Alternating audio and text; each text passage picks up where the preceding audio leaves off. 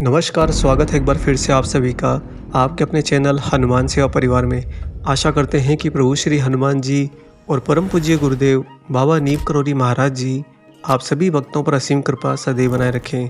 दोस्तों, क्या कभी आपने प्रभु श्री हनुमान जी को पत्र लिखा है? क्योंकि अगर नहीं, हनुमान जी को क्या वास्तव में आपने कभी पत्र लिखा है? अगर नहीं लिखा है तो आज का ये वीडियो आपके लिए ही है, और अगर पत्र लिखा है तो भी हनुमान जी का ये प्रसाद आपको जरूर मिलेगा। हाँ, जिन लोगों ने पत्र नहीं लिखा है, इस वीडियो को देखने के बाद में वे सभी भक्त हनुमान जी को पत्र जरूर लिखें। दिन व अवधि स्वयं चयन करें। अपने हृदय से पूछेगा कि कब आप पत्र लिखना चाहते हैं, लेकिन वीडियो पूरा देखने के बाद में स्वयं में ये विश्वास जरूर जगाइएगा कि आप हनुमान जी को पत्र लिखेंगे। आखिर हनुमान जी को पत्र लिखने से होगा क्या? दोस्तों, पत्र और पत्र का व्यवहार एक लंबे अरसे से, या यूं कहिए कि हजारों साल से इस संसार में है। लोग यहाँ से वहाँ अपनी बात को पहुँचाने के लिए, अपने हृदय के भाव किसी और के समक्ष प्रस्तुत करने के लिए पत्र का सहारा लेते थे। पहले के ज़माने के अंदर किसी भी सूखे हुए पत्ते के ऊपर शाही से लिखकर पत्र बनाकर उसे भेज दिया जाता था। पुरातन काल में तो आपने सुना होगा कि कबूतरों का सहारा लिया जाता है या फिर घुड़सवार के साथ में पत्र भेजा जाता है। यह तो हुआ मनुष्यों का आपसी स्वभाव, परंतु वही मनुष्य जब ईश्वर से जुड़ना चाहता है, वही मनुष्य जब अपने हृदय के भाव अपने गुरु, अपने प्रभु से कहना चाहता है, तो उसके लिए भी अति आवश्यक है कि वह अपने प्रभु को एक पत्र लिखे। क्योंकि जब हम पत्र लिखने बैठते हैं तब हमेशा हमारा मन, हमारा मस्तिष्क और हमारी इंद्रियां सारी की सारी हमारे साथ में मित्रतापूर्ण व्यवहार करती हैं। उस समय हम एकाग्र होकर उस पत्र में हमारी जीव आत्मा क्या चाहती है वह लिख सकते हैं। इसीलिए आप जब प्रभु श्री हनुमान जी को पत्र लिखें तो बड़े ही धैर्य के साथ में शांति से बैठकर आपके हृदय में वास्तव में क्या बात है, क्या आप हनुमान जी से कहना चाहते हैं, क्या प्रार्थना उनके समक्ष रखना चाहते हैं, यह उस पत्र में जरूर लिखिएगा। और इसके साथ ही अगर आप चाहें तो आज के इस वीडियो में हम आपको एक ऐसे मंदिर के बारे में भी बताएंगे जो स्वयं बाबा नीम करौरी महाराज जी के द्वारा स्थापित किया गया है, और वहाँ पर महाराज जी के ही द्वारा ऐसी व्यवस्था करी गई है कि वहाँ पर आप हनुमान जी को पत्र भेज सकते हैं। जो भी पत्र वहाँ पर हनुमान जी को आते हैं, वह पत्र उनके पुजारी के द्वारा रात्रि को सोने से पहले प्रभु श्री हनुमान जी को सुनाए जाते हैं, और इस प्रक्रिया के द्वारा जो भी प्रार्थी होता है उसकी प्रार्थना प्रभु श्री हनुमान जी ग्रहण करते हैं। ये बात बाबा नीम करौरी महाराज जी स्वयं बताकर गए हैं। उन्हीं के आदेश के अनुसार वहाँ पर यह प्रथा निरंतर चल रही है। लेकिन यहाँ पर सभी भक्तगण एक खास बात का ध्यान कृपया जरूर दें। हनुमान जी को पत्र में वही बातें लिखें जो वास्तव में आपके जीवन के लिए बहुत ही ज़्यादा महत्वपूर्ण है, बहुत ही ज़्यादा प्रयत्न करने के बाद में भी परिणाम में परिवर्तित नहीं हो रही हैं, वही बातें उस पत्र में इंगित करें। छोटी छोटी बातें जिनके लिए हमारे प्रयत्न अभी बाकी हैं, ऐसी बातें उस पत्र में ना ही सम्मिलित करें। क्योंकि दोस्तों, पहले स्वयं प्रयत्न करके देखें, और प्रयत्न करते समय भी अपना पूरा विश्वास अपने प्रभु श्री हनुमान जी बाबा नीम करौरी महाराज जी पर रखिएगा कि आपके सारे के सारे प्रयत्न उन्हीं को समर्पित हैं।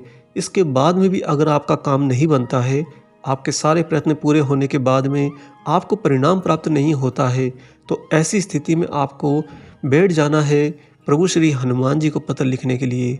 हनुमान जी को लिखा हुआ पत्र चाहे तो आप अपने नज़दीकी हनुमान मंदिर में समर्पित कर सकते हैं, चाहे तो आप अपने घर के मंदिर में भी रख सकते हैं, और अगर आपसे संभव होगा तो जिस मंदिर का जिक्र हम आज के इस वीडियो में करेंगे वहाँ भी आप अपना पत्र पहुँचा सकते हैं। और दोस्तों, पत्र लिखने की बात हम आपसे इसलिए भी कह रहे हैं कि कई बार ऐसा होता है जब भक्त अपने प्रभु, अपने हनुमान जी के सामने होता है और अपनी बात उनसे साझा करना चाहता है, तो पता नहीं कैसे अनजाने भय के कारण, पता नहीं कैसे अनजाने संकोच के कारण वह अपने प्रभु से वह बात नहीं कह पाता जो उसके हृदय में छिपी होती है। वहीं पर वही भक्त जब पत्र लिखने बैठता है तो उस समय उसके हृदय में प्रेम का भाव आ जाता है।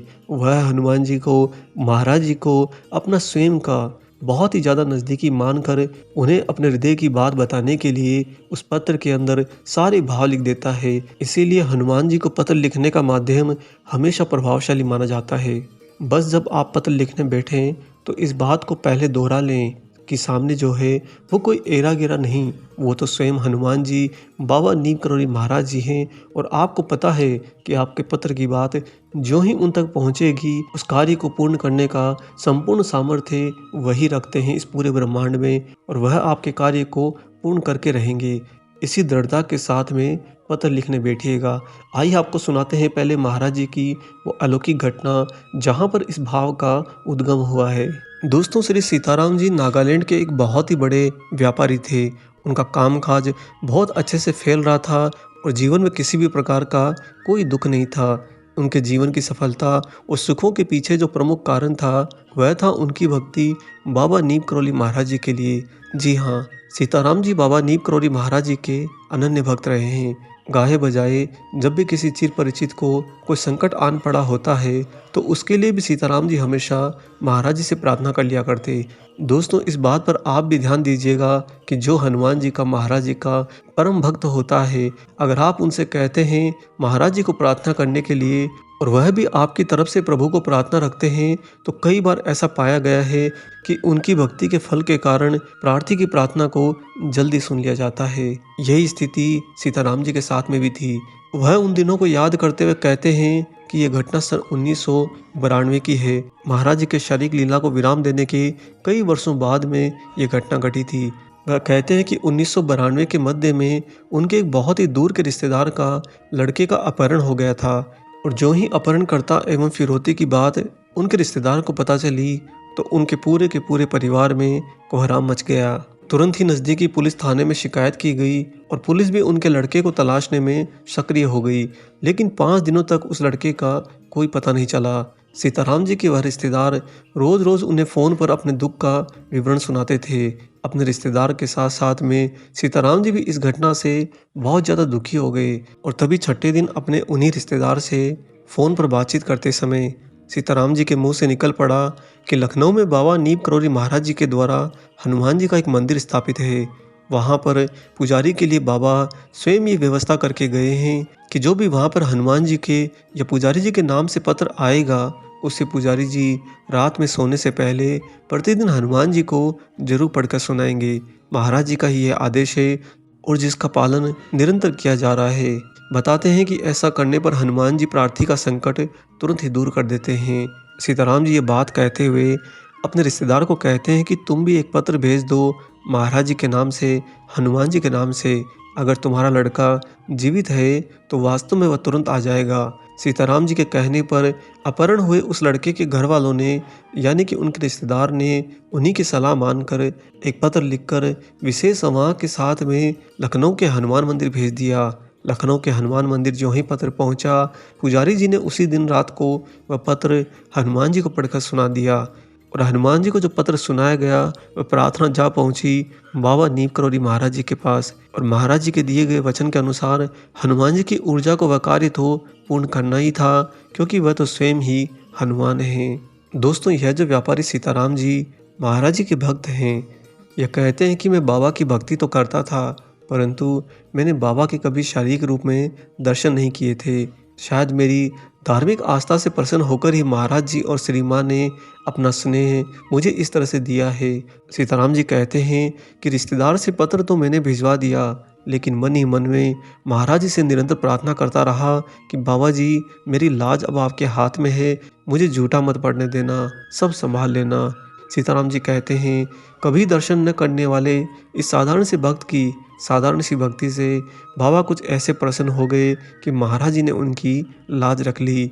लखनऊ के हनुमान मंदिर में वह पत्र पहुंचने के मात्र 4 से 5 दिनों में ही वह लड़का वापस घर आ गया, और तत्पश्चात उसके द्वारा बताई गई जानकारी के अनुसार उन अपहरणकर्ताओं को भी जल्दी ही पकड़ लिया गया। सीताराम जी कहते हैं कि अगर आप हनुमान जी को पत्र लिखते हैं तो वास्तव में वह पत्र आपकी लाज रखने का एक माध्यम बनता है। आप उस पत्र के अंदर अपने सारे हृदय के भाव बिल्कुल खुलकर लिखिए। इस भाव से लिखिए कि सामने जो पत्र सुनने वाला है वह कोई और नहीं, सर्व सामर्थ्यवान स्वयं हनुमान है। इसीलिए आपका काम तो होकर रहेगा। इसी आशा से, इसी प्रार्थना से और इसी भाव से यह पत्र आप हनुमान जी को लिखिएगा।